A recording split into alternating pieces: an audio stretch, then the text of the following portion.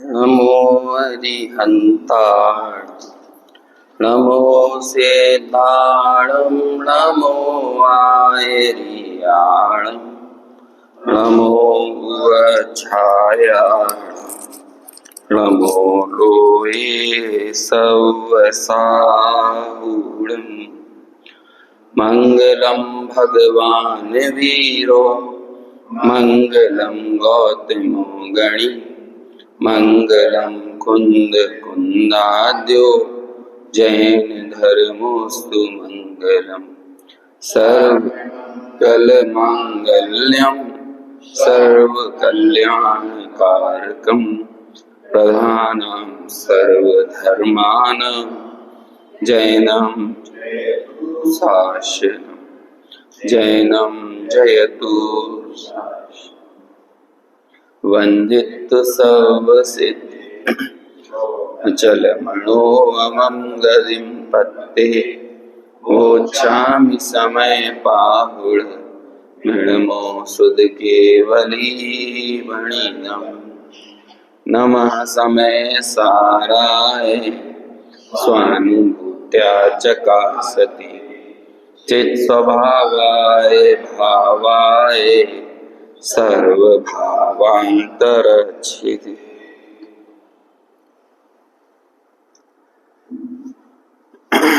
समय सार की गाथा 31। ज्ञेय ज्ञायक संकर दोष का निराकरण, साथ में जितेंद्रिय जिनका स्वरूप और निश्चय स्तुति किसे कहते हैं, इन तीन विषयों को एक साथ अपने में समावेश करने वाली इस गाथा पर अपन चर्चा कर रहे हैं, जिसमें टीका के अंतर्गत दो बातें हो चुकी हैं। द्रव्येंद्रिय को कैसे जीतना और भावेंद्रिय को कैसे जीतना। द्रव्येंद्रिय को अपने से भिन्न बताने के पीछे तो वही तर्क दिया है जो शरीर को अपने से भिन्न बताने का दिया जाता है। अनादि बंध पर्याय के कारण जैसे ये शरीर हमारे साथ संलग्न है, ऐसे ही इस शरीर परिणाम को प्राप्त हुए इंद्रियां भी हमसे एक क्षेत्रावगाह संबंध रूप से एकमेक हो रही हैं।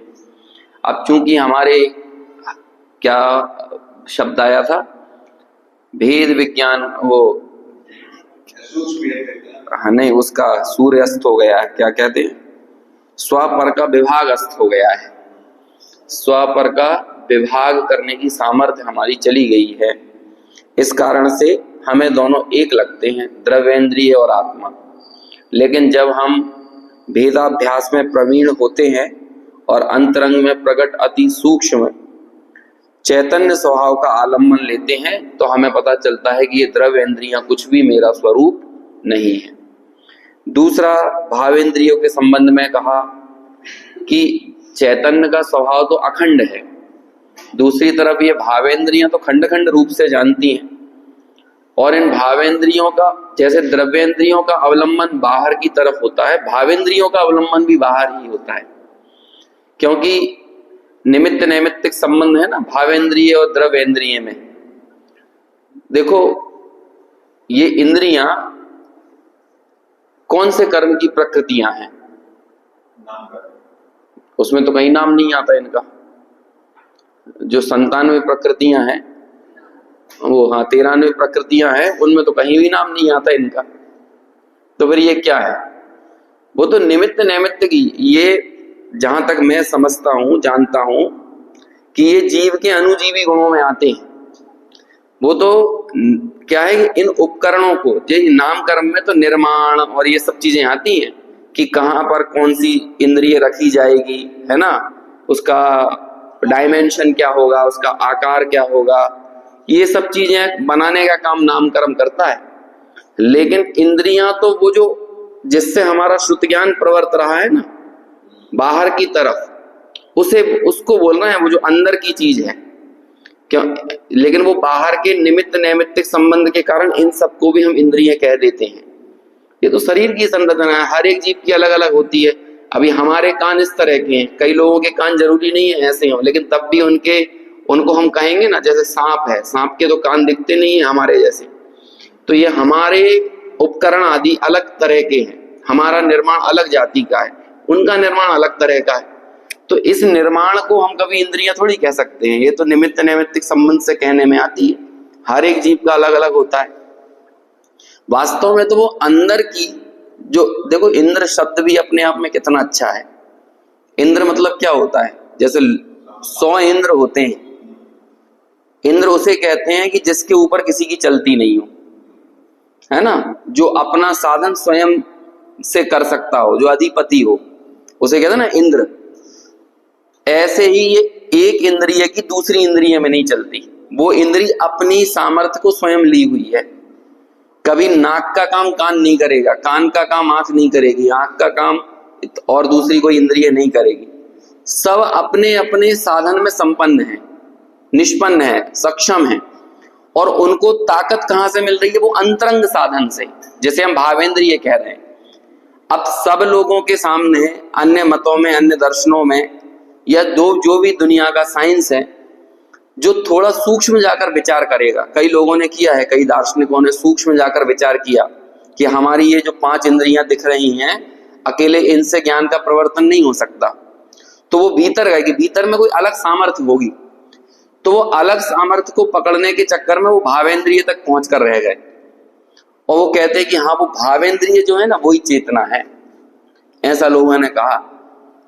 सब जगह पर आप कोई भी दर्शनों को पढ़ेंगे जहां पर सूक्ष्म अध्यात्म की चर्चाएं भी हैं, सांख्य दर्शन वगैरह है ना, योग वेदांत, उनमें बहुत बड़ा हमें लगेगा कि ये तो बिल्कुल जैनों जैसी बात है, ये तो जैसे जैसे समय सार की बात है ना, वैसी की वैसी बात ये गीता कर रही है, या फिर कई उपनिषद हैं वो कर रहे हैं। लेकिन उसे गंभीरता से जब हम समझेंगे तो पता चलेगा कि भावेंद्रिय तक ही पहुंच पाए, या फिर उसे थोड़ा और हम अंदर जाके बात करें, क्षयोपशम ज्ञान तक पहुंच पाए। लेकिन क्षयोपशम ज्ञान भी कोई आत्मा की शोभा नहीं है। कल इस पे हमने बहुत बात की, क्योंकि इन भावेंद्रियों का प्रवर्तन भी बाहर की तरफ ही होता है और खंड खंड रूप से होता है, जबकि चैतन्य स्वभाव खंड खंड रूप से ऐसा नहीं है। तो कहते हैं वो चैतन्य का वेदन कैसे होगा, उसके लिए क्या किया जाए, तो कहा प्रतीति में आता हुआ। ये लाइन आई थी ना, कल हमने पढ़ी थी। देखो, भिन्न भिन्न अपने विषयों में व्यापार भाव से जो विषयों को खंड खंड ग्रहण करती है, यानी ज्ञान को खंड खंड रूप बतलाती है। मिल गए 68 पेज पे। ऐसी भावेंद्रियों को कैसे जीतना, प्रतीति में आने वाली अखंड एक चैतन्य शक्तिता के द्वारा सर्वथा अपने से भिन्न जाना, सो यह भावेंद्रिय को जीतना हुआ। ये संकर दोष का निराकरण कर रहे हैं। सर्व संकर दोष जिसे कहते हैं, क्या हो संकर दोष क्या है यहाँ पे, ज्ञायक को ज्ञेय में मिला देना। जो इंद्रियां हैं वो भी किसके अंतर्गत ली गई हैं, ज्ञेय के अंतर्गत। ज्ञायक नहीं है वो। हमें मैं पने का एकत्व तो कहां पर करना है, अहम कहां पर स्थापित करना है, ज्ञायक में कि ज्ञेय में, अखंड एक ज्ञायक में।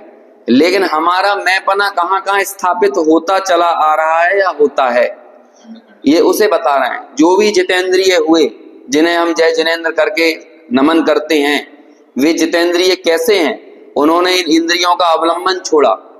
और जितेंद्रिय जिन होने का आशय यहाँ पर क्या है, सम्यक दृष्टि हो जाना। वो जितेंद्रिय जिन होना है, सम्यक दृष्टि हो गए तो जितेंद्रिय जिनत्व तो प्रकट हो गया। एक देश पूरी तरह से तो कहां पर होगा, जब वो अरहंत अवस्था को प्राप्त हो जाएंगे, केवली हो जाएंगे तब।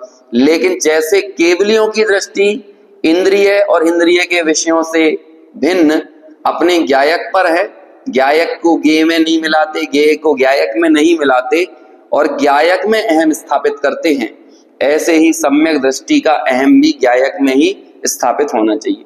तो भावेंद्रिय को जीतने में क्या कहा, प्रतीति में आते हुए अखंड चैतन्य शक्तिता के द्वारा। कबीरदास जी का एक पंक्ति आती है, आंख खोली तो सपन देखा और आंख बंद हुई तो अपन देखा, है ना। ये अकेला उन्होंने आंख से समझाया है, लेकिन वास्तव में तो क्या है, इंद्रियों का देखना ये बाहर की तरफ ही होता है। अकेले उन्होंने आंख को लिया, लेकिन पांचों इंद्रियों की प्रवृत्ति लेना, और पांचों की ही नहीं, मन की भी लेना। मन का भी बाह्य विषयों का अवलंबन छोड़कर अब एक उपयोग वो ही 6 द्वारों से बाहर जा रहा है। लेकिन हमने क्या किया, उन 6 ही खिड़कियों को कर दिया बंद। और जब 6 खिड़कियों को बंद किया तो क्या हुआ, उससे कौन दिखा, अपन दिखा। गायक तब तक नहीं दिख सकता जब तक आप गेय की कणिका भी गायक में मिलाओगे, तब तक गायक का वेदन नहीं हो सकता। टॉकीज में फिल्म देखने जाते हैं, है ना, तो लोग बात क्या करते हैं, यदि एक लाइन बाहर की लाइट की आ रही हो तो पूरा थिएटर के लोग चिल्लाने लगते हैं। वहां पे क्या बोलते हैं, अरे बाहर की लाइट बंद करो, बाहर की लाइट। तो बाहर की लाइट जिसे देखना है ना उसमें व्यवधान डालती है। अच्छा अब देखो, बाहर के दरवाजे की लाइट तो व्यवधान डाल रही है, लेकिन जो स्क्रीन पे दिख रहा है ना वो भी किसी लाइट से ही आ रहा है, उस पे भी तो लाइट ही मारी जा रही है। लेकिन कहते हैं कि इस लाइट में बाहर की लाइट का संकर हो जाएगा ना तो ये लाइट धुंधली पड़ जाएगी, इसका चित्र धुंधला पड़ जाएगा। संकरपना कभी भी शोभा नहीं देता है। मिलावट के विरुद्ध कितने अभियान चलते हैं, हम लोग कितने सचेत होते हैं। जब चावल खरीदने जाते हैं, गेहूं खरीदने जाते हैं तो कितना परिमार्जन करते हैं, भैया ये गेहूं में ये भुने हुए गेहूं क्यों मिला दिए, ये पुराने क्यों मिला दिए, ये देसी में विदेशी क्यों मिला दिया। हम कितना ज्यादा अलर्ट अटेंटिव होते हैं वहां पर हमारी कोशिश यही होती है कि हमको प्योर चीज मिलना चाहिए। बोलो दूध में किसकी मिलावट बर्दाश्त की जा सकती है। आयुर्वेद तो बिल्कुल सीधा मना करता है। आप आयुर्वेद की शरण में जाओगे ना या प्राकृतिक चिकित्सा की, कच्चा और पक्का नहीं खाओगे, खाना अलाउ नहीं है वहां पे। हमारे यहाँ चलता है ना, हम खाना खा लेते हो, साथ में ककड़ी खा ली, टमाटर खा लिए, तो कहते नहीं ये तो पाप कर रहे हो आप, ये कच्चा पक्का खाना। दूध और तेल नहीं खाना चाहिए, दूध तेल खाओगे कई बीमारियां होती। पूरा आयुर्वेद का यदि आप जीस्ट पकड़ोगे तो कहते मिलावट मत करो, आप प्योर चीज खाओ। जिस जगह पर हो वहां पर रहते हुए दूसरे देश का फल मत खाओ, ये समझाएंगे वो। एक और चीज बताई जाती है औषधि, जैसे कि आपको कोई बीमारी हुई, आपका नेटिव प्लेस यदि महाराष्ट्र है ना तो आपको महाराष्ट्र में ओरिजिन हुई औषधि लगेगी, मध्य प्रदेश की औषधि आपको नहीं लगेगी। आपको कोई बीमारी हो गई, ये आयुर्वेद के ऐसे नियम हैं कई, जो व्यक्ति जहां का जन्मा हो उसे औषधि वहीं की लगेगी। अभी हम कहें नहीं यहाँ की इस औषधि से तो ये व्यक्ति ठीक होता है, ये क्यों नहीं हो रहा ठीक, इसका नेटिव क्या है। एक जेट लैग होता है, जेट लैग, जैसे आप इंडिया से उड़कर जर्मनी जाओ, अमेरिका जाओ, कहीं भी जाओ, तो अब ये टाइम साइकिल चेंज हो गई। आपका सोने का समय यहाँ पे 9 बजे का होगा, वहां पता चल रहा है खाने का टाइम है वो। अब आप 2-3 दिन आपको बहुत थकान, एकदम हल्का हल्का लगेगा, डल फील होगा। बहुत अच्छा एक प्राकृतिक चिकित्सा वाले बोलते हैं, आप जिस जगह पे पहुंचे हो, जैसे आप यहाँ से इंग्लैंड पहुंचे, कुछ नहीं करना है आपको, आप सबसे पहला काम करो कि जहां भी लॉन दिख जाए, मिट्टी दिख जाए, उस मिट्टी पे नंगे पैर आधा घंटा वॉक कर लो। ये बोलते हैं, इस तरह के उपाय बताते हैं प्राकृतिक चिकित्सा वाले। तो क्या हो जाएगा, आपकी बॉडी उस जमीन को ग्रास्प कर लेगी, उस पूरे वायुमंडल को ग्रास्प कर लेगी आधा घंटे के अंदर। तो वो जो आपका जो जेट लैग था ना वो अपेक्षाकृत कम हो जाएगा। मैंने ऐसा एक्सपेरिमेंट किया नहीं है इसलिए मैं इस पे आधिकारिक कोई बात नहीं बोल रहा हूं, मैं तो यहाँ मुझे आपको समझाना सर्वसंकर दोष है। लेकिन ये कह रहे हैं कि एक जगह की दूसरी जगह में जब मिलावट होगी ना तो वो अनईजी होता ही है। हमारे कानों के अंदर आप कोई भी एक्सटर्नल फोर्स, एलियन तत्व, एलियन एलिमेंट, एलियन यानी बाहरी तत्व है ना, इंसर्ट करके देखो, कान तुरंत प्रतिकार कर देंगे। नाक के अंदर कोई एलियन एलिमेंट चला जाए, नाक के अंदर खुद खूब सारा इसका अपनी गंदगी भरी हुई है, लेकिन उससे कोई ऐतराज नहीं है, उससे म्यूकस है ना जो, कुछ दिक्कत नहीं। लेकिन बाहर का इतना सा कण भी बर्दाश्त नहीं करेगी। आपकी नाक के अंदर इतना म्यूकस हो, है ना, गंदगी भरी हो, उसे वो एक्सेप्ट कर रही है, लेकिन बाहर के इतने से कण को, एक धूल का कण भी आएगा तो उसका तुरंत प्रतिकार करेगी। ये सर्वसंकर दोष। एक एक्सटर्नल एलिमेंट को आप किसी दूसरी जगह पर ला नहीं सकते, इजीली नहीं मिला सकते। एक बहुत अच्छी लाइन अंग्रेजी में आती है, उसका हिंदी ट्रांसलेशन ऐसा है, अपनी प्रकृति को नहीं छोड़ना, ये हमारा स्वभाव भी है और ये हमारी खूबसूरती भी है। मेरी जो अपनी सामर्थ्य, अपनी शक्ति, अपना नेचर, अपनी प्रकृति, इसे नहीं छोड़ना ये हमारा स्वभाव तो है ही, लेकिन यही हमारी सबसे बड़ी सुंदरता है। अग्नि अच्छी होती है कि बेकार? अग्नि की गर्माहट उसका स्वभाव तो है ही, लेकिन ये उसकी सुंदरता भी है। तीसरी गाथा याद करना चाहिए, याद आती है थोड़ी सी, अपन ने पढ़ी थी तीसरी गाथा। अभी आप सुबह जब लोग आने में लेट होते हैं तो शुरू में अपन पाठ करते हैं कि नहीं, है ना? हालांकि जो लेट आते हैं वो तो पाठ करने से ही वंचित हो जाते हैं, है ना? उसका लाभ भी किनको मिलता है? जो आ जाते हैं। तो उसमें अपन तीसरी गाथा में पढ़ते हैं, एकत्व ही, अब हिंदी तो मुझे याद नहीं है, मैं हिंदी में प्राकृत नहीं बोलता हूँ। एयत्र निश्चय गदो सर्वत्र सुंदरो लोए, एकत्व निश्चय गत समय, वो ही सर्वत्र सुंदर लोक में। वहां समय का मतलब आत्मा नहीं लिया है, समय का मतलब प्रत्येक द्रव्य। कहते हैं हर द्रव्य अपने एकत्व के साथ ही सुंदर है, यदि उसमें मिलावट कर दोगे तो वो असुंदर हो जाएगा, संकर दोष कर दोगे। ये विजन क्लियर किया है शुरुआत की 3-4 गाथाओं में। आचार्य कुंद ने बता दिया कि मैं आगे क्या बताऊंगा, मुझे आपको वो समय सार बताना है, वो आत्मा दिखाना है जो आपको क्या कहते हैं गुण स्थान में नहीं मिलेगा, जो आपको मार्गणा स्थान में नहीं मिलेगा। क्योंकि गुण स्थान, मार्गणा स्थान दूसरे तत्व को इंसर्ट किए बगैर, दूसरे द्रव्य को एक दूसरे में मिलाए बगैर आप गुण स्थान को बता ही नहीं सकते। और कमाल की बात यह है कि गुण स्थान बताने के लिए कर्म को याद करना अनिवार्य है ना? बिना कर्म के आप गुण स्थान को खड़ा करके बताओ, मार्गणा स्थान को बताओ, जीव समास को बताओ, कुछ नहीं बता सकते। अब आचार्य कुंद क्या बता रहे हैं? संकर दोष से रहित, है ना? जो ज्ञेय है वो ज्ञेय है, जो ज्ञायक है वो ज्ञायक है।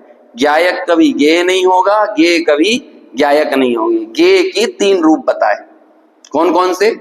द्रव्येंद्रिय, भावेंद्रिय और इंद्रिय के विषय। अभी हम ये देख रहे थे कि अब लोक में भी एक चीज की मिलावट दूसरी जगह करोगे वो चीज अशोभनीय हो जाती है, घातक हो जाती है। दूध में पानी मिला दोगे घातक होता चला जाएगा। पानी आप ऐसे ही पी लो, कोई प्रॉब्लम नहीं है, लेकिन दूध पानी की मिलावट वाला पियोगे सबके लिए नुकसानदायक है। बच्चों की हेल्थ बिगाड़ेगा, कुपोषण की ओर लेके जाएगा उनको। जो पक्षी मान के चलो स्विट्जरलैंड में पाया जाता हो, फ्रांस में पाया जाता हो, उसे इंडिया में लाके दिखाओ, जिंदा नहीं रह पाएगा। इंडिया के पक्षी को वहां ले जाओ, यहाँ के कुत्ते को लेके जापान चले जाओ, अपने आप कुत्ता मर जाएगा वो। इसे क्या बोलते हैं? इकोसिस्टम होता है सबका, सब प्राणियों का, सब पक्षियों का अपना इकोसिस्टम होता है। ऐसे ही उपयोग का अपना एक इकोसिस्टम है। टाइटैनिक जैसा जहाज भी यदि इतने से छेद से सर्वसंकर दोष आने लगे है ना?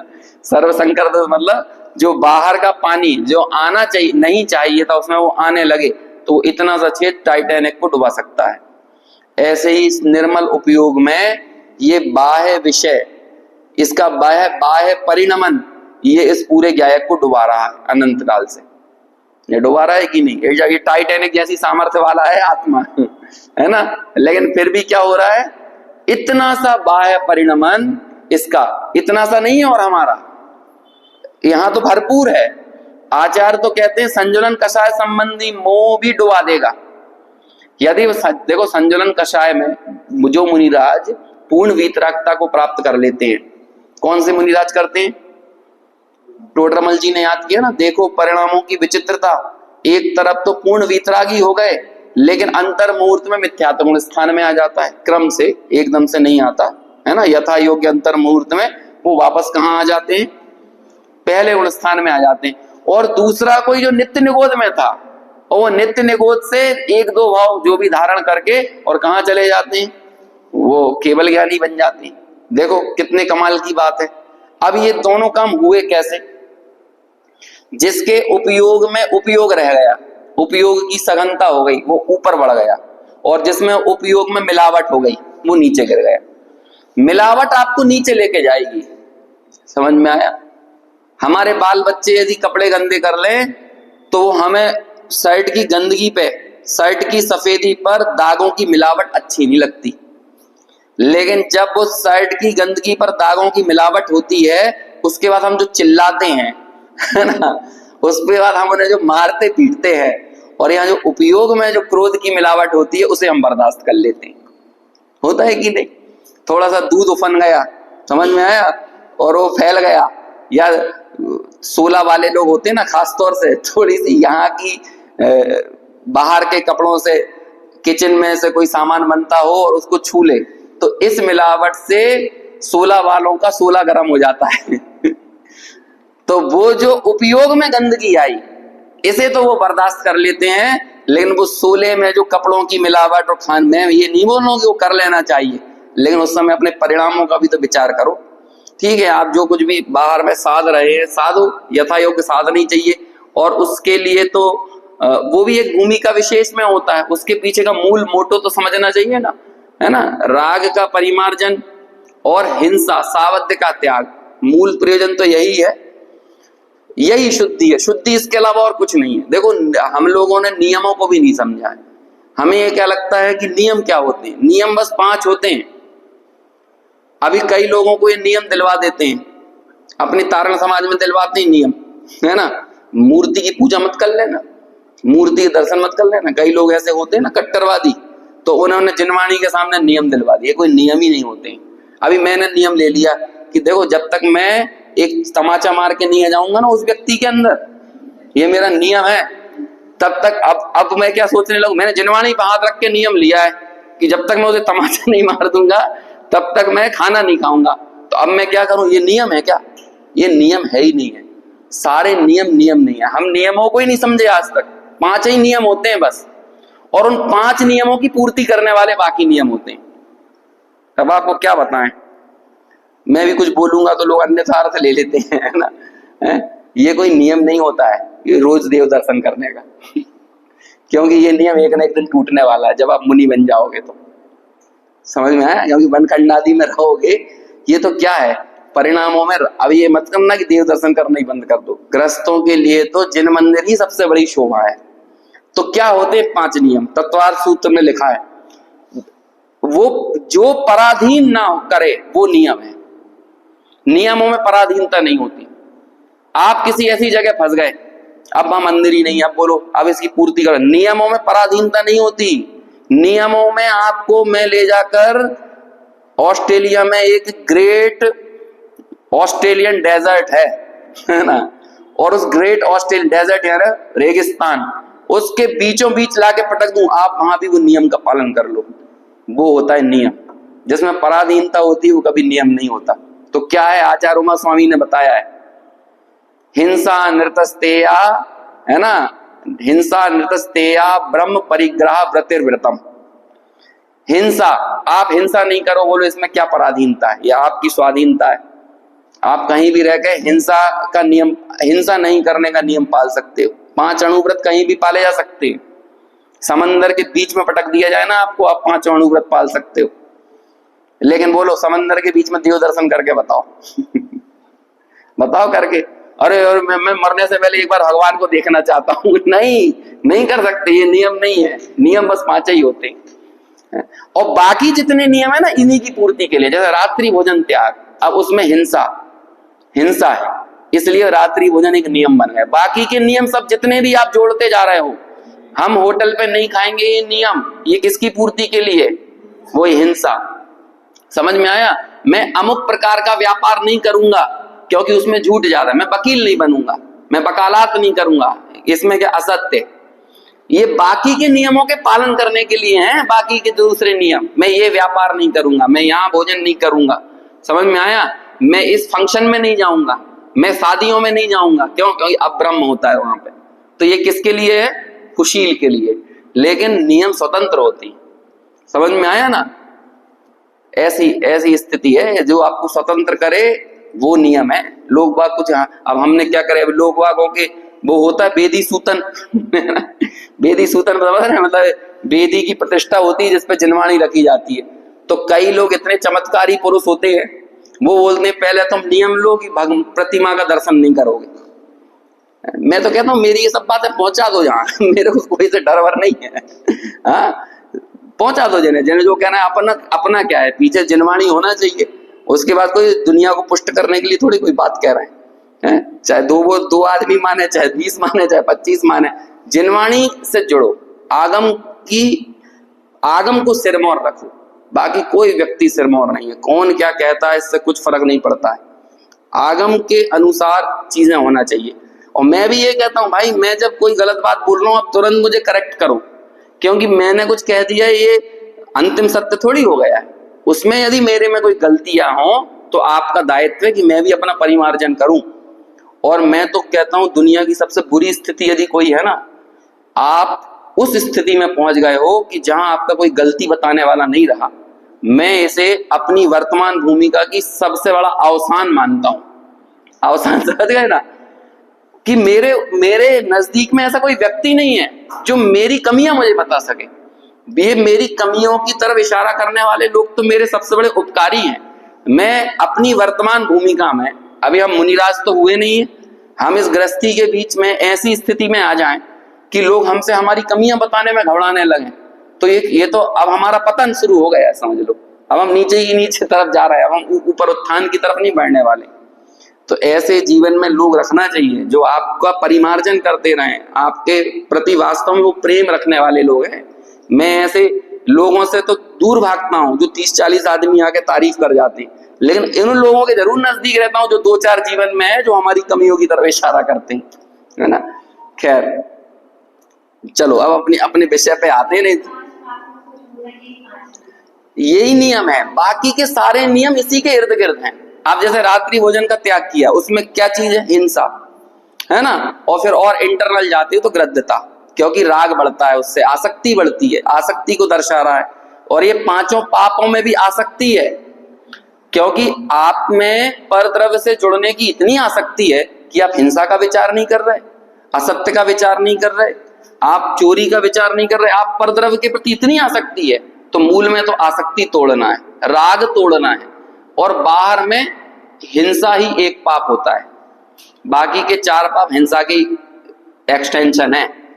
मूलाचार में आए एक ही व्रत होता है, 28 मूलोण नहीं होते, एक ही मूलोण होता है, उसका नाम है अहिंसा। अहिंसा महाव्रत एक ही होता है बस। बाकी 28 क्यों बताए? आदिनाथ भगवान ने बताए हैं 28 और महावीर भगवान ने बताए, बाकी 22 ने नहीं बताए। बाकी 22 ने कितने बताए हैं? ये सब चीजें लिखी हुई हैं, बाकी 22 ने एक ही बताया है, अहिंसा। तो आदिनाथ भगवान ने क्यों बताया? क्योंकि आदिनाथ भगवान के समय लोग भोले थे। और महावीर ने क्यों बताया? क्योंकि महावीर के समय लोग कुटिल थे है ना। अभी भोलों को भी कम समझ में आता है और कुटिल लोगों को भी कम समझ में आता है, तो इतना खोल खोल के एक्सटेंड करके बताना पड़ता है। जो व्यक्ति जितना सरल होता है, अभिव्यक्तियां उतनी सीमित होती हैं। ज्यादा अभिव्यक्तियां हमारी कषायों को दर्शाती हैं। हम ज्यादा बोलते हैं, हमें समय सार इतना खोल के बताना पड़ रहा है, क्यों? हमारी कषाएं ज्यादा है, इसलिए हमें समझाना कि अभी देखो इतना 1 घंटा हम खोल के बताते हैं, लेकिन इसके बाद भी देखो कि किसी के दिमाग में नहीं रहता 22 घंटे इतना खोल के बताने पे भी। ऐसे ही आपस में लोग इतने लड़ लेते हैं आधा घंटा और शाम को मिलजुल के अच्छी बातें करने लगते हैं। ये हो क्या रहा है? लोगों को शब्दों की वैल्यू समझ में नहीं आती। जो जितना सरल परिणामी होता है, अभिव्यक्तियां उतनी सीमित होती हैं। पहले, दूसरे और तीसरे काल में बहुत सीमित कषाय ही नहीं है, मतलब समझ रहे हैं, बहुत मंद कषाय होती हैं। तो यदि उन्हें गुस्सा भी आती है तो बोलती हाँ, बस सामने वाले से हाँ बोल दिया ना तो मतलब नहीं करना, मतलब ये बुरा लग गया बहुत, हाँ बोल दिया ना, हाँ और ज्यादा कषाय आ गई तो बोल दिया माँ और कहीं बोल दिया धिक, तो आज के समय में तो मान के चलो कि सुसाइड करने वाला काम हो गया धिक धिक बोल दिया जिसे, समझ में। धिक से ज्यादा एक्सट्रीम लेवल की कोई गाली नहीं होती, धिक, है ना। एक भजन बना इस पे, 1 बार धिक नहीं 2 बार धिक। किसको? धिक धिक जीवन समकित बिना, धिक्कार है किसे? ऐसे जीवन को जिसमें सम्यक दर्शन नहीं है। अब ये समझ कितना एक्सट्रीम लेवल का धिक्कार है ना। तो तीसरे काल में धिक बोल देते, बस धिक, उनकी कषाय धिक लेवल की होती है। देखो कितनी कम अभिव्यक्ति है। बाकी आपस में कोई साधन ज्यादा होना ज्यादा कषायों को बतलाता है। अभिव्यक्तियां ज्यादा होना ज्यादा कषायों को बतलाता है। आपको क्या लगता है? मैं जैसे आजकल लोग कहते हैं ना पंचम काल का आदमी तो क्या कहे, दिमाग ही उल्टा चलता है। वो क्या बोलेगा कि मेरे अंडर में ऑफिस में 10,000 आदमी काम करते हैं, ये तुम्हारे दुख को दर्शाता है कि तुम 10,000 आदमी तुम्हारे अंडर में। देखो स्वर्ग में जब ऊपर ऊपर जाते हैं तो नौकर बढ़ते हैं कि घटते हैं? और ऊपर चले जाओ तो कोई नौकर ही नहीं होता है। जैसे कि मेरे के हाथ पैर में दर्द है तभी तो दबाने वाले हैं। मैं 5 सिक्योरिटी गार्ड लेके चल रहा हूं, क्यों? खतरा है इसलिए तो सिक्योरिटी गार्ड है। तो ऊपर जाने के ये सिक्योरिटी गार्ड होना दुख की निशानी है कि सुख की निशानी है? उल्टा ही चल रहा है दिमाग। लेकिन यहाँ पे हमारे अंडर में 10,000 आदमी है, लोग इसे स्टेटस सिंबल मान लेते हैं। अरे स्टेटस क्या है? मुनिराज को कितने गार्ड की जरूरत है बताओ? ये पंचम काल में मुनिराजों के भी गार्ड दिखने लगे हालांकि, है ना। लेकिन क्या ये सुख की निशानी नहीं है, दुख की निशानी है। स्वाधीनता, कल अपनी बात आई थी ना, लौकिक मार्ग में आपके अधीनस्थ लोगों से आपका वैभव देखा जाता है, लेकिन पारलौकिक मार्ग में आप कितने स्वाधीन हुए हो इससे आपका वैभव आंका जाता है। देवाधिदेव कौन को बोलते हैं? केवली भगवान को, है ना।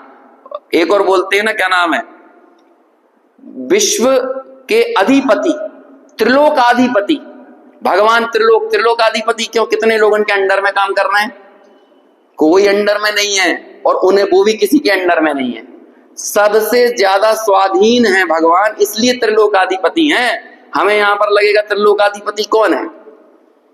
उन त्रिलोकाधिपतियों से पूछो कि अंदर में सल्ले कितनी है।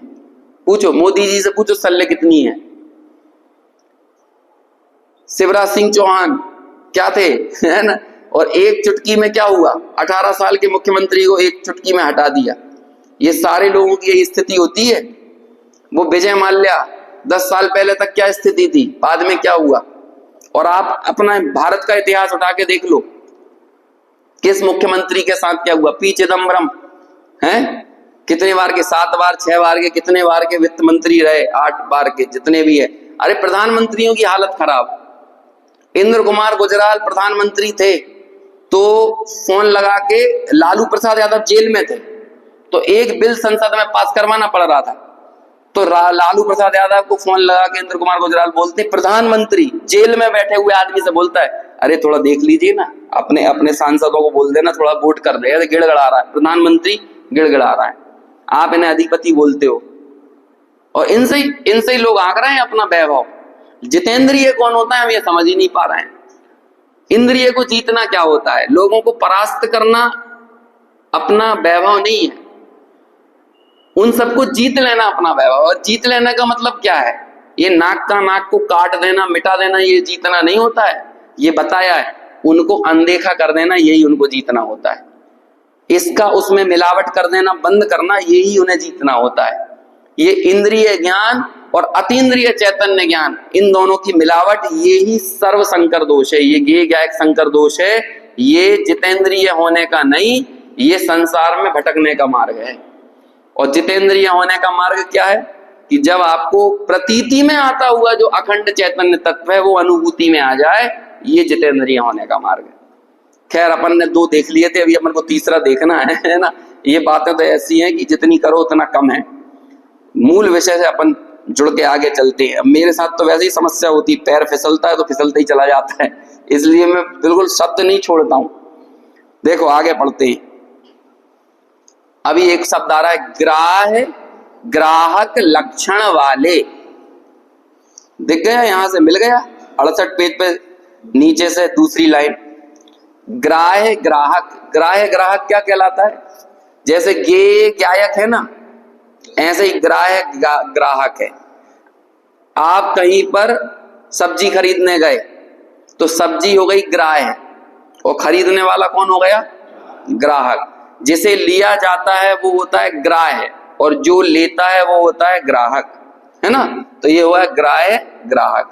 ऐसे गे गायक में था, जिसे जाना जाता है वो होता है गे, और जो जानता है वो होता है गायक। अभी देखो सब्जी और ग्राहक एक ही है क्या? सब्जी जो ग्राह्य है और जो लेने वाला वो दोनों एक ही है क्या? नहीं है ना, अलग अलग है। ऐसे ही यहां पर बताएंगे, ग्राह्य ग्राहक लक्षण वाले संबंध की निकटता के कारण। अब देखो लोक में तो ग्राह्य और ग्राहक का संबंध में दूरियां हैं बहुत, लेकिन यहां पर इंद्रियां और इंद्रियों के विषय की निकटता इतनी ज्यादा होती है कि लगता है कि ये विषय ही मैं हूं, ये विषय ही मुझ रूप हो गया है, इससे अलग मैं कुछ भी नहीं हूं। समझ में आया? जबकि वो वेदन करने वाला कौन है? इंद्रियां की ज्ञान स्वभाव। जो वाकई में प्रतीति में वेदन कर रहा है वो कौन है?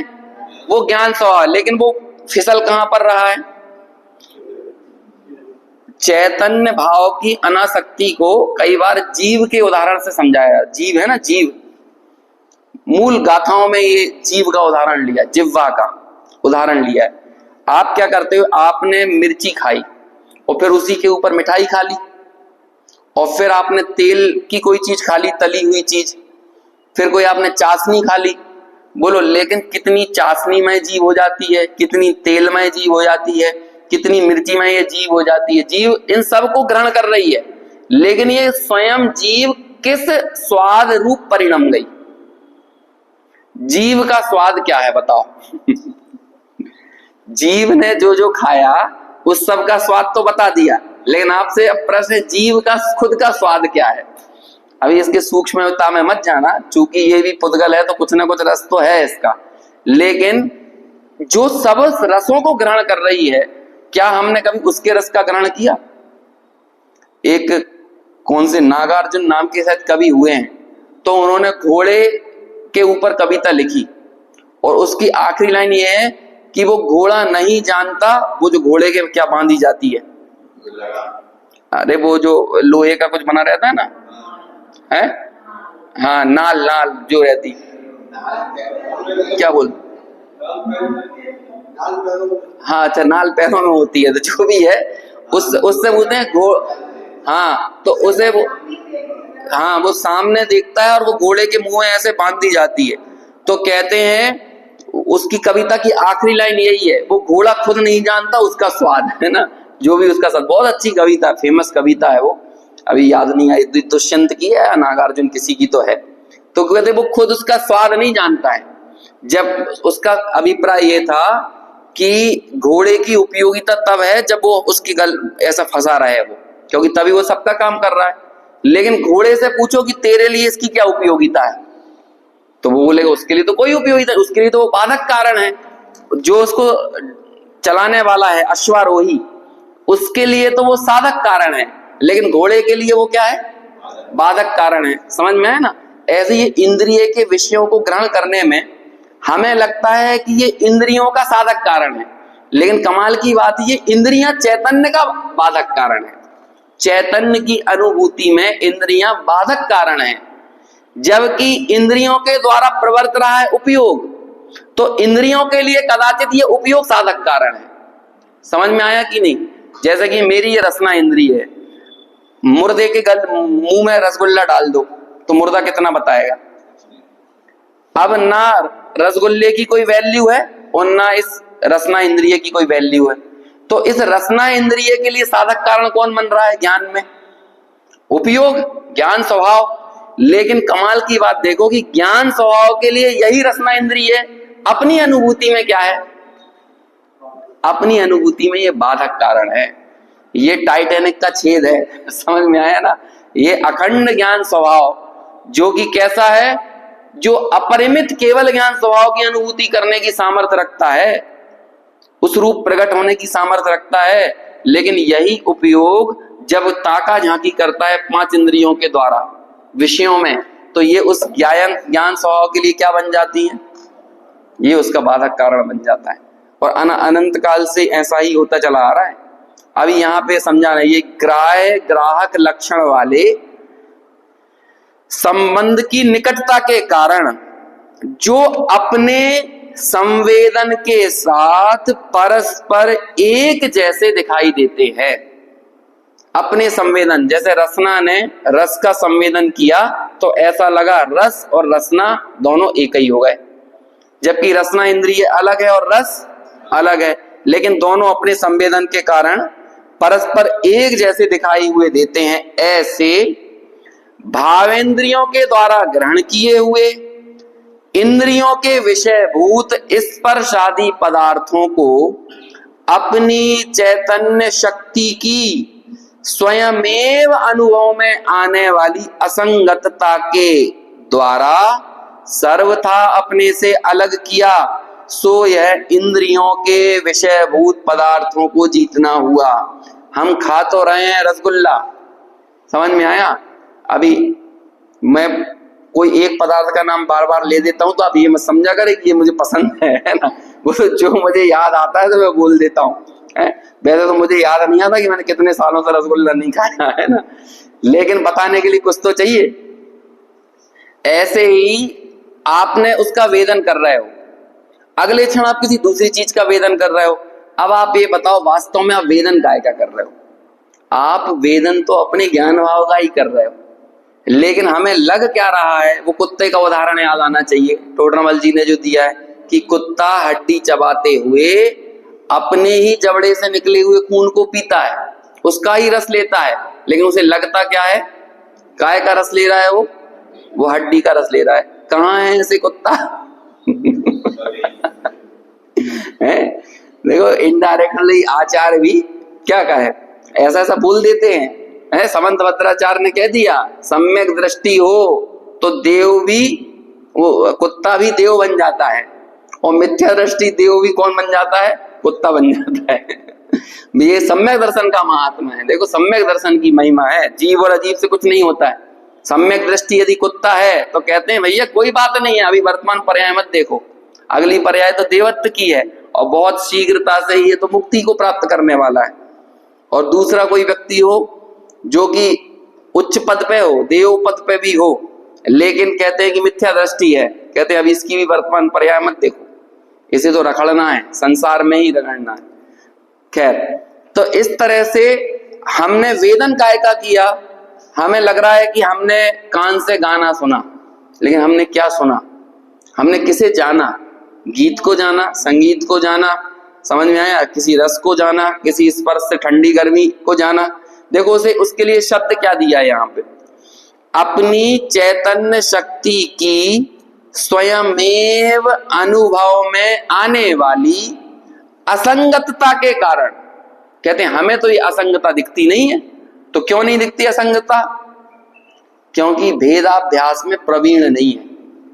अभी हमारे साथ क्या है? भेदाभ्यास में हमारा उपयोग कहां संलग्न है? वो उदाहरण वापस से याद करो।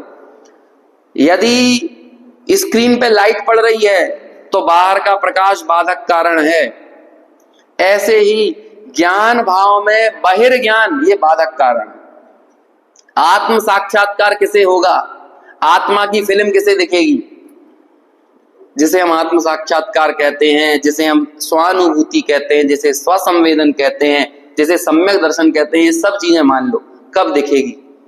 जब ये इंद्रिय, द्रव्येंद्रिय, भावेंद्रिय, इंद्रिय के विषयों की जो बाहर की लाइट आ रही है ना, ये पड़ना बंद होगी। आंख खोली तो सपन दिखा, और आंख बंद हुई तो अपन दिखा, है ना? पांचों इंद्रियां खुली तो क्या देखा? सपना। और जब ये पांचों इंद्रियों, क्योंकि ये इंद्रियों का फैक्ट है, इंद्रियों का परिणमन बाहर ही होता है। कुछ लाइनें बिल्कुल सिद्धांत की तरह होती हैं। इंद्रियों का परिणमन बाहर ही होगा, अनंत काल पहले भी, अनंत काल बाद भी। बस ये ध्रुव सत्य है। अब आप बोलो, आपको बाहर के परिणमन से बाहर की चीज दिखेगी कि अंदर की चीज दिखेगी? अब वो बच्ची का प्रश्न याद कर लेना चाहिए और माता का जवाब भी। कौन सी बच्ची? बालबोध भाग 2 में इंद्रिय के पाठ में जो बेटी और माँ की चर्चा हो रही है, तो बेटी बोलती है कि माताजी इंद्रिय सुख तो त्याज्य है, लेकिन इंद्रिय ज्ञान में क्या समस्या है? तो माँ बोलती है बेटा इंद्रिय ज्ञान में जब तक लगे रहोगे तब तक तुम्हें आत्मा नहीं दिखेगा। इंद्रिय ज्ञान उपयोग का बाधक कारण है, उपयोग का साधक कारण नहीं है। ये बात हमें समझ में आना चाहिए। इंद्रिय ज्ञान की कोई भर्त्सना नहीं करता, ये तो हमारे आचार्य बता रहे हैं, इतना टेक्निकली बता रहे हैं। समझ में आया? आसानी से तो बता दिया था चौथी गाथा में, लेकिन टेक्निकली थोड़ा सा यहाँ पे समझा रहे हैं। समझ में आया?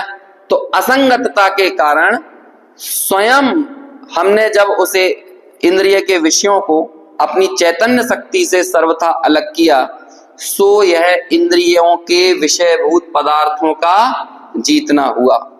इस प्रकार जो द्रव्येंद्रियों, भावेंद्रियों तथा इंद्रियों के विषयभूत पदार्थों को, तीनों को जीतकर क्या करते हैं, ये ज्ञायक संकर नामक दोष आता था। कब आ रहा था ये दोष? जब तक आप उन इंद्रियों में परिणमित हो रहे थे, उन इंद्रियों को अपना मान रहे थे, तब तक क्या आ रहा था, ये ज्ञायक संकर दोष। जब आपने क्या किया, वो सब दूर हो गया, सो सब दूर होने से एकत्व में टंकोत्कीर्ण। अब कौन रह गया? कौन रह गया? एक ज्ञायक भाव रह गया। हमने सारे ज्ञेयों का कचरा बीन दिया। पहले माताएं बहनें कितना साल साल भर एक ही काम करती थी। पुरुषों को ये लगता था ये खाना बनाने के अलावा क्या करती हैं, लेकिन बीना छानी का काम इतना ज्यादा होता था। आजकल तो नहीं होता वो, आजकल तो सब रेडीमेड जो ले आते हैं तो उससे काम चल जाता है। बीना छानी तो कल्चर ही चला गया, लेकिन पहले वो कंकड़ निकालने का काम होता था। ये कोई मजाक नहीं है, ये कंकड़ निकालने का काम जो था ना, ये तो शिवभूति मुनिराज को केवल ज्ञान तक ले गया था। अच्छा, क्या किया था उन्होंने, बोलो क्या देखा था उन्होंने? शिवभूति मुनिराज ने तुस्मास भिन्नम, अनाज अलग है और कंकड़ अलग है ना, कंकड़ ही समझ लो तुस्मास में। बस एक ही चीज तो देख रहे थे। अभी हमें क्या करना है, उपयोग में क्या क्या कंकड़ है वो देखो। फांस तनकसी तन में साले, कहां जाता है? मेरी ये जीव में हमने सौंप खा ली, और सौंप का इतना बारीक सा अंश रहता है, जब वो निकालते हैं ना हम, तो इतनी सी निकलेगी, इतनी सी, बिल्कुल क्या कहेंगे उसे, बिल्कुल फांस है ना। सौंप का मुझे लगता है 100वां हिस्सा रहता होगा वो। सौंप का दाना कितना सा, इतना सा है ना, उसका भी जो 100वां हिस्सा हो ना, वो यहाँ फंस जाता है। लेकिन ये जीव पूरे मुंह को छोड़ के वहीं वहीं लगती है, बार बार ऐसे उधर उधर टच करती रहेगी। क्यों कर रही है? संकर दोष। ये उसका नेचर नहीं था ना, और उसके नेचर के विरुद्ध चीज आके यहाँ पर एक्सटर्नल एलियन एलिमेंट, बाहरी तत्व तो यहाँ पर दखलंदाजी कर रहा है। तो क्या करेगी वो जीव? बार बार वहीं टच होगी। ऐसे ही इस ज्ञान भाव में एक विकल्प, तो ये पूरा उपयोग कहां लगेगा, कहां पर जाएगा? उसी विकल्प को देखेगा। आपके मन में इतनी सी शल्य बैठ जाए, इतनी सी, उसको समझो वो इच्छा आपकी उपकारी नहीं है, आपका अपकारी है, आपका घात करने वाली है। आप पैदा करके देखो, आचार्यों को शास्त्र लिखने की इच्छा पैदा होती है ना, उसका सम्मान नहीं करते हो। ये बोलते हैं मेरी परिणति मलिन हुई जो मैं शास्त्र लिखने बैठ गया। बड़े बड़े विद्वान हुए, बड़े बड़े समझदार ज्ञानी, उन्होंने ये बोला कि हमारे तो पाप का उदय आ गया जो हम पंडिताई करके दूसरों को समझाने लगे। ये हमारे पाप का उदय है, ऐसा ऐसा बोला उन्होंने। ये जैसे जैसे आप ज्ञान भाव के नजदीक जाते हो ना, आपके बाहरी जो आचरण में जो सत्परिणमन होना चाहिए ना, वो स्वयं होता है। विनम्रता, विनय अपने आप आती है। पंडित जी साहब का बहुत प्रसिद्ध वाक्य था, विनय ज्ञान की पात्रता भी है और ज्ञान का फल भी है। आप जैसे जैसे क्या कहें उसे, किसी गुण विशेष से संपन्न होते हो ना, आप विनयवान होते ही होते हो। किसी में अकड़ पड़ी हुई है ना, तो समझ लो कुछ जानता ही नहीं है। अभी मैं एक इंटरव्यू देख रहा था अपने ऑफिस में, अब हमारे यहाँ बहुत सारी फुटेज आती हैं, तो एक बहुत अच्छी गायिका है कविता कृष्णमूर्ति, तो उससे बोला कि आपने इतना सब हासिल कर लिया अपने जीवन में, आप इतने अपने दौर की लीजेंड हो, तो मालूम इतनी विनम्रता से बोल रही हूँ, नहीं मैं I am not extra ordinary, मैं बिल्कुल एक्स्ट्रा, मेरे अंदर है ही नहीं है, विशेष क्षमताएं है ही नहीं मेरे अंदर, जबकि वो खुद एक अच्छी गायिका है। लेकिन वो बोलती, लेकिन हाँ मैं एक्स्ट्रा ऑर्डिनरी पथ पर हमेशा चलना चाहूंगी। मैं हूं तो नहीं पूर्ण, लेकिन हाँ मैं पूर्णता की आग्रही हूं। सम्यक दृष्टि ऐसा ही होता है। 4 मिथ्या दृष्टियों की बात की टोडरमल जी ने, निश्चयाभासी, व्यवहाराभासी, उभयाभासी और सम्यक सन्मुख। 3 मिथ्या दृष्टि मालूम कैसे हैं? जिन्हें अभी भी सम्यक दर्शन नहीं है और आगे भी नहीं होगा, आगे बहुत समय तक नहीं होगा। जब तक उनके अंदर वो आभास पड़ा रहेगा तब तक होगा ही नहीं, अनंत काल बाद भी नहीं होगा, उस मान्यता के साथ। समझ में आया? लेकिन वे तीनों अपने आप को सर्वगुण संपन्न और सम्यक दृष्टि मानते हैं, वो तीनों के तीनों, है ना। लेकिन एक जो है ना सम्यक सन्मुख, उसे समझ लो कि आज हुआ कि कल हुआ, आज हुआ कि कल हुआ, लेकिन वो सम्यक दृष्टि, सम्यक सन्मुख मिथ्या दृष्टि जो हर क्षण सम्यक दर्शन की दहलीज पे खटखटा रहा है, हर क्षण। अब दरवाजा खुला कि कल खुला, कि दो चार तो नहीं, अगले भाव में खुला, बस इतना ही है, इससे ज्यादा नहीं, सम्यक दर्शन हो नहीं है। लेकिन वो क्या बोल रहा है, मुझे तो इन बातों की खबर ही नहीं, मैं तो भ्रम से भूलकर प्राप्त पर्याय में ही तन्मय हो रहा हूं। वो अपने अज्ञान को देख रहा है, और यही ज्ञान की विशेषता होती है। वही ज्ञान सम्यक ज्ञान है जिसमें उसका अज्ञान झलक जाता है, और जहां वो अज्ञान झलक गया सम्यक ज्ञान में, तो बस सब खत्म। तो वो बोलती है कविता कृष्णमूर्ति, मैं खुश नसीब हूं। अब वो अपने एंगल से बोल रही है, लौकिक जिस क्षेत्र में उसने काम किया, लेकिन क्या कहें, अपन तो गुण ले लो ना, जिसके अंदर भी अच्छाइयां हैं, अपन को क्या फर्क पड़ता है, किसी में भी हो। मैं अच्छे पथ पर हमेशा चलना चाहूंगी, लेकिन मैं खुश नसीब हूं कि मुझे इस जीवन में कुछ एक्स्ट्रा ऑर्डिनरी लोग मिले। ये कहते हैं ऐसे ही सम्यक के सन्मुख जीव जो होता है ना, वो अपने आसपास के ऐसे साधर्मियों का, सत्संग का, देव का, गुरु का, शास्त्र का, इनके प्रति भक्ति और बहुमान से भरा होता है कि भाई मैं तो पूर्ण नहीं हूं, लेकिन हाँ मुझे पूर्णता का मार्ग बताने वाले मिले। मैं इस मामले में तो खुश नसीब हूं, और मैं उस पूर्णता के मार्ग पर चलना चाहूंगा। लेकिन जब तक ये मेरे शरीर पे ये दिख रहा है ना, ये परिग्रह दिख रहा है, जब तक ये संसार अवस्था दिख रही है, जब तक ये राग दिख रहा है, तो ये आदर करने लायक थोड़ी है, ये तो छोड़ने लायक ही है, और मुझे तो उस पूर्णता के मार्ग पर आगे बढ़ना है। ऐसे ही ये जरा सी भी मिलावट ये बर्दाश्त करने योग्य नहीं है। जैसे यहाँ पर फंसा हुआ जरा सी फांस हमारे उपयोग को बार बार वहीं लेके जाती है, ऐसे ही ये उपयोग में आया हुआ जरा सा भी पर द्रव्य के प्रति ममत्व भाव, आसक्ति, इच्छाएं, ये हमारे उपयोग का घात करने वाली हैं, उपयोग की सामर्थ्य को घटाने वाली हैं, इसलिए इनको बाधक कारण कह रहे हैं। 3 चीजें आपके सामने यहाँ पर रखी हैं टेबल पे, बोलो इन तीनों में से किसका सम्मान करें? कौन कौन सी 3 चीजें हैं? द्रव्येंद्रिय, भावेंद्रिय और इंद्रिय का विषय। बोलो इन तीनों में से क्या आप हो, और किसका अवलंबन लिया जाए? तीनों का तो अवलंबन छोड़ने का कह रहे हैं। तो कहते हैं हम इन तीनों के अलावा हमारे पास साधन क्या रह जाएगा? आपकी प्रतीति, आपकी अनुभूति, जो प्रतीति सामान्य है। तो आप कहोगे हमें तो वो आती नहीं है प्रतीति, हमें तो वो अनुभूति दिखती नहीं है। तो अनुभूति दिखेगी कब? दरवाजों से आने वाली लाइट बंद करो, तब फिल्म दिखेगी। समझ में आया? इधर उधर के जो बल्ब जल रहा है वो बंद करो। आप बंद तो करो, करके तो देखो एक बार। एक फकीर से पूछा गया तुम्हारा गुरु कौन है? तो फकीर मानो क्या बोलता है कि मैं ऐसे जीवन में मुझे तो कोई याद आता नहीं है, हाँ एक कुत्ता जरूर मेरा गुरु है ना। कौन सा कुत्ता? कहते हैं कि वो जब पानी में झांक रहा था तो उसे नीचे से भी एक कुत्ता दिखता था, और जैसे ही वो नीचे से कुत्ता दिखता था तो ये भी भौंकता था, और जब ये भौंके और पानी पे झपट्टे मारे तो वो कुत्ता हिलने डुलने भी लगे। तो वो नीचे वाला कुत्ता हिल डुल रहा था।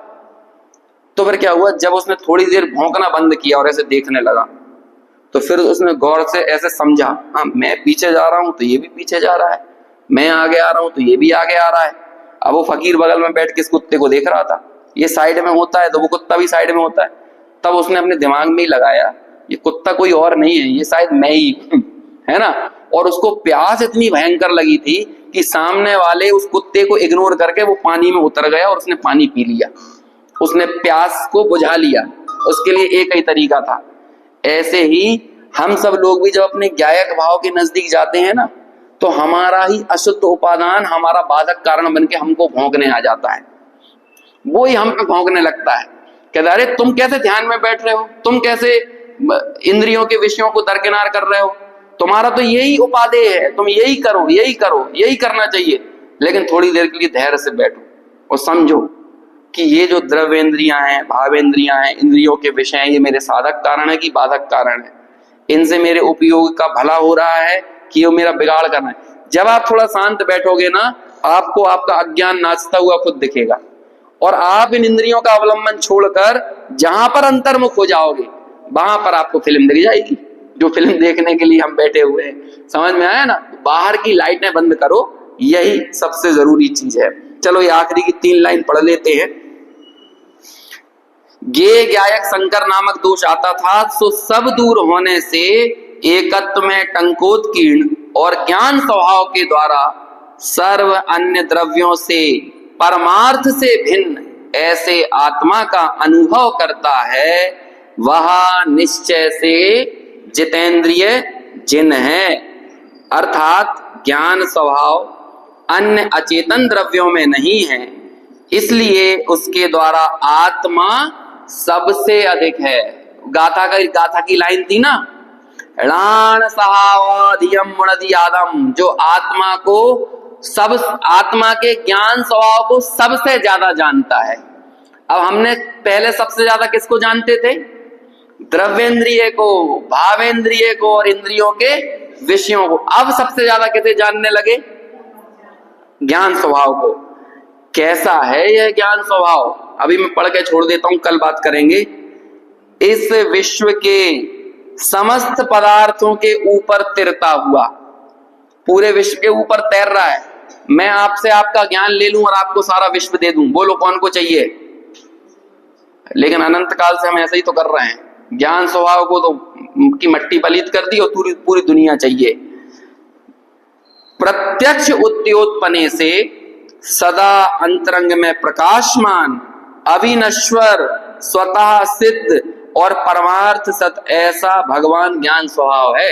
ये 4 विशेषण दे तो दिए हैं, लेकिन आपको एक काम करना है, आप बस इन्हें पढ़ लो। आप ये करना, जैसे यहां लिखा अंतरंग में प्रकाशमान, और जिन 3 चीजों को हमने अलग किया है वो कहां प्रकाशमान है बताओ? वो कहां पे प्रकाशमान है? जस्ट इनके अपोजिट है, वो देख लेना आप। ज्ञान स्वभाव अंतरंग में प्रकाशमान, द्रव्येंद्रिय, भावेंद्रिय और इंद्रिय के विषय बहिरंग में प्रकाशमान, अविनश्वर, और वो बताओ कैसा है? नश्वर। स्वतः सिद्ध, ये अपने से ही सिद्ध है, और बाकी सब चीजों की सत्ता कब है? परतः सिद्ध, वो किसी पे डिपेंडेंट है, बाहर से दिखती हैं। और परमार्थ सत्य, और वो कदाचित व्यवहार सत्य। ये इंद्रियों के ज्ञान को व्यवहार से कह देते हैं, उपचार से कह देते हैं, लेकिन परमार्थ से तो ज्ञान स्वभाव ही सत्य है। इस प्रकार एक निश्चय स्तुति हुई, अभी 2 निश्चय स्तुति और बची हुई हैं। 6 दिन में एक हुई है, लेकिन अब बाकी की 6 दिन नहीं लगेंगे, अब थोड़ा जल्दी चलेंगे, बाकी निश्चय स्तुतियों पर आगे चर्चा करेंगे।